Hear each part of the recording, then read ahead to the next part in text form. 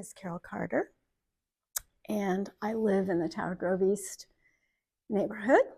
I'm an artist and I've been painting for over 50 years. And I also have my studio in Tower Grove East, and I've had my studio here for 23 years.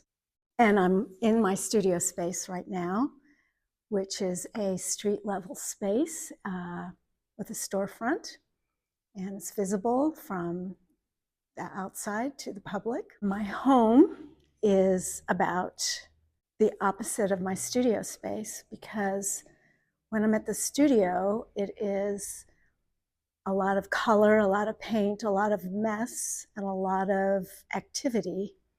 So when I go home, it's very simple and spacious and uncluttered, because it helps me leave behind my creative effort every day. I actually purchased model furniture from a model unit.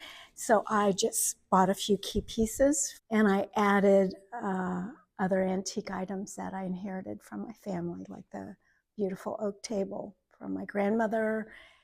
There's a painted chair that I inherited from John Prell, which people may know. He was a florist in St. Louis. The kitchen is very workable. It's got a lot of space, a lot of countertop space. I like the simplicity of the stainless steel with the bamboo floor, which makes cleanup easy. I needed to find a place to teach my workshops, which I used to teach by going to different locations in the United States. However, in the pandemic, that quit, and I ended up setting up a table and my watercolors, and I began teaching there, and I kind of am proud of it now. And initially I thought it was a real bother in my space, but now I like it, and my dining room becomes a workshop.